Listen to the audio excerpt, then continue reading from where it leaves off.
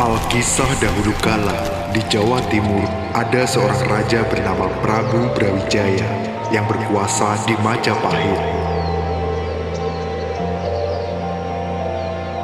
Sang Prabu memiliki seorang putri nan cantik jelita bernama Dyah Ayu Pusparini. Kecantikan sang putri sangat terkenal seantero negeri. Banyak pemuda dari berbagai penjuru mencoba meminang sang putri, namun sia-sia karena sang putri belum berkeinginan untuk menikah. Melihat hal itu, sang Prabu mulai gundah, memikirkan masa depan putri tercinta dan kerajaannya. Sang Prabu ingin sekali melihat putrinya menikah dengan lelaki yang tepat. Suatu hari, terlintas dalam benak sang Prabu cara agar putri segera menikah. Maka, pada suatu malam, Prabu Brawijaya mengajak putrinya untuk berbicara empat mata. Ayahanda mengerti, engkau menginginkan suami yang hebat, sakti, mandraguna, dan tampan. Ayahanda memiliki ide agar engkau segera menikah. Akan diadakan sayembara, dan sayembara tersebut adalah bagi siapapun laki-laki yang bisa merentangkan busur Kiai Garuda Yaksa dan mengangkat gong Kiai Sekar Delima, maka dialah orang yang berhak untuk mempersunting dirimu. Mendengar hal tersebut, sang putri sungguh terkejut, namun tidak berani menolak bahkan melawan permintaan dari sang ayah. Putri pun menyanggupinya. Sang Prabu segera memerintahkan pengawalnya untuk menyebar sayembara tersebut kepada seluruh rakyat dan pangeran di sekitar Majapahit.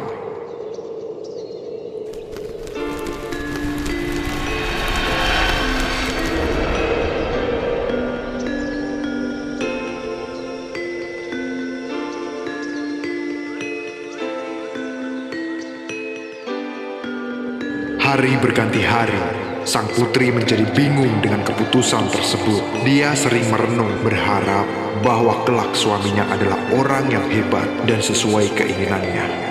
Walaupun sang putri mengetahui bahwa busur Kiai Garuda Yaksa dan gong Kiai Sekar Delima adalah pusaka yang memiliki kekuatan dahsyat sehingga pemenangnya pasti bukan sembarang orang.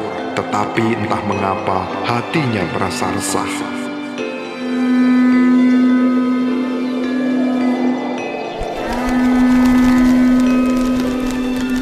Akhirnya tibalah pada hari yang telah ditentukan. Semua peserta dari penjuru negeri telah berkumpul di alun-alun kerajaan. Terlihat sang Prabu duduk di singgasananya bersama permaisuri serta putri Dyah Ayu Pusparini. Para pengawal menyiapkan alat sayembara, yaitu busur Kiai Garuda Yaksa dan gong Kiai Sekar Delima.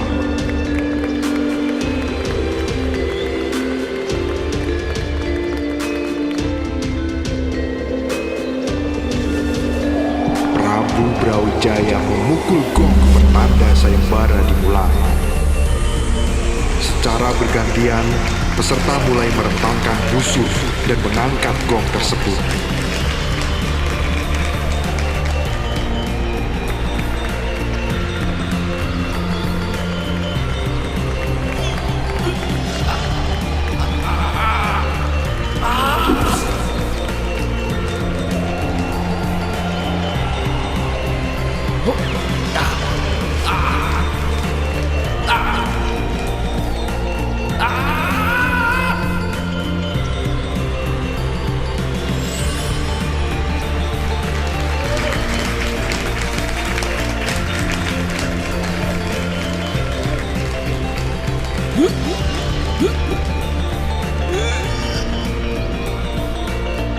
Namun tidak ada satupun yang berhasil. Bahkan tak jarang ada beberapa yang mengalami musibah, seperti tangan yang patah ketika mencoba merentangkan busur dan pinggang yang cedera akibat memaksakan mengangkat gong besar dan berat. Prabu Brawijaya mulai gelisah karena takut tidak ada laki-laki yang mampu memenangkan sayembara ini. Ketika sang Prabu akan memukul gong pertanda sayembara usai, dari kejauhan terlihat seorang pemuda berkepala lembu. Dia mendekat dan berkata kepada sang Prabu, "Ampun wahai Gusti Prabu, apakah hamba diperkenankan mengikuti sayembara ini?" Kamu siapa Kisana? "Saya biasa dipanggil Lembu Suro, Gusti Prabu."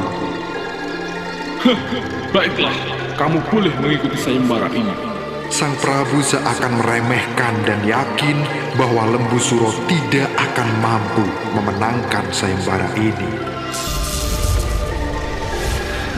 Dengan ilmu kanuragan Lembu Suro, merentangkan busur Kiai Garuda Yaksa adalah hal yang sangat mudah. Hal itu disambut riuh tepuk tangan dari para penonton. Namun, berbeda dengan sang putri, dia nampak sangat cemas karena tidak ingin bersuami manusia berkepala lembu. Ketika Lembu Suro bersiap untuk mengangkat gong Kiai Sekar Delima, semua orang nampak tegang. Tak terkecuali sang putri. Dia sangat berharap Lembu Suro gagal di sayembara ini.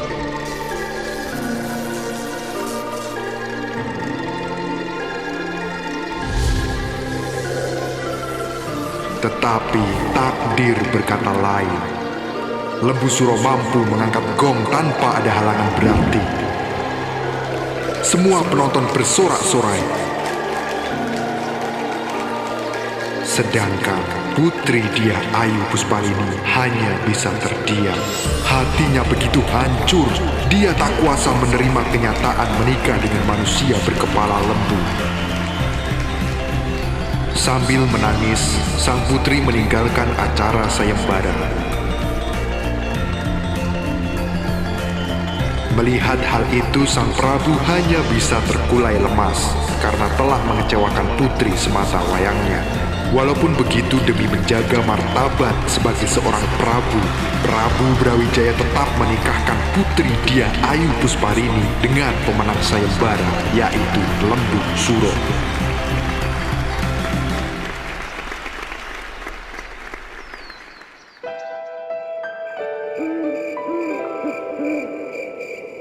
Sang putri menangis meratapi nasibnya.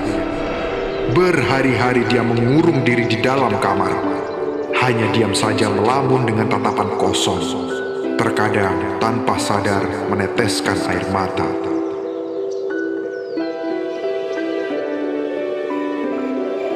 Melihat keadaan tuannya yang memprihatinkan, seorang inang pengasuh menasihati sang putri.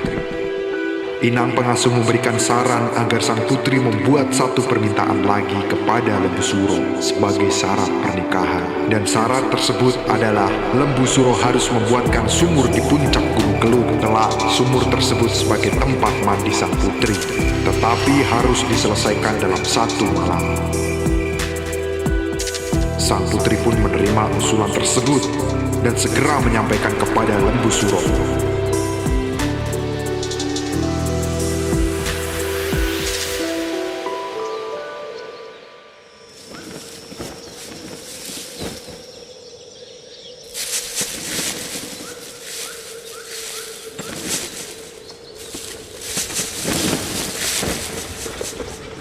Tanpa berpikir panjang lagi, berangkatlah rombongan keluarga istana dan Lembu Suro ke puncak Gunung Kelut.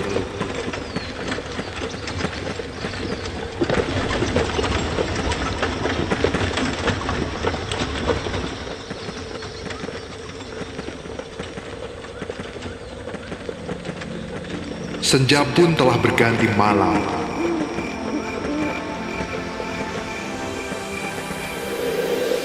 Setibanya di puncak Gunung Kelut, Lembu Suro mulai menggali tanah dengan kedua tanduknya.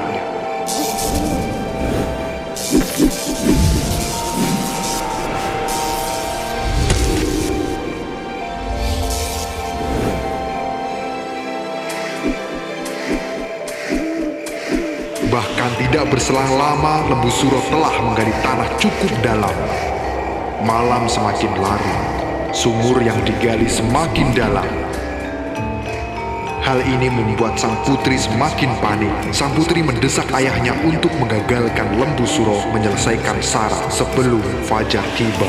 Karena tidak mau mengecewakan putri Sematawayang untuk kedua kalinya, Sang Prabu Brawijaya memerintahkan pengawal untuk menimbun sumur dengan batu dan tanah. Tidak ada satupun yang berani menentang perintah Sang Prabu. Mereka segera melaksanakan perintah walaupun Lembu Suro masih berada di dalam sumur.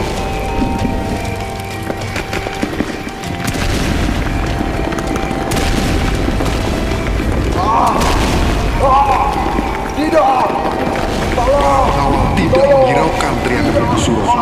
Mereka terus menutup sumur hingga Lembu Suro terkubur di dalamnya.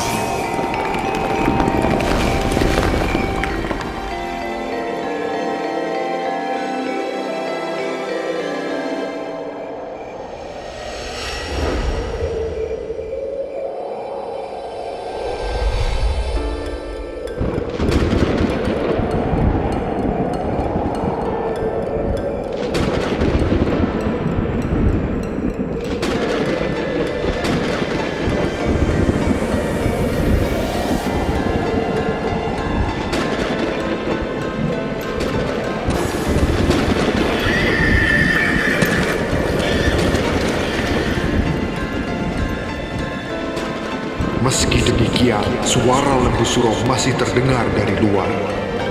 Lembu Suro mengucapkan sumpah serapahnya kepada Sang Prabu dan seluruh rakyat Kediri. Ya, Kediri besok bakal petok piwaresku sing kaping-kaping. Yoiku Kediri bakal dadi kali, Blitar dadi latar, Tulungagung dadi gedung. Karena ancaman tersebut, Prabu Brawijaya dan seluruh rakyat berusaha menangkal sumpah dengan membuat tanggul pengaman yang kokoh hingga menyerupai gunung dan sekarang disebut dengan Gunung Pegar.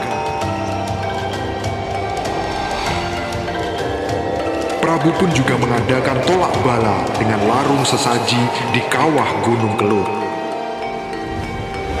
Akan tetapi setiap kali Gunung Kelur erupsi, warga menganggap itu adalah amukan Lembu Suro sebagai balas dendam atas apa yang dilakukan oleh Prabu Brawijaya dan putrinya.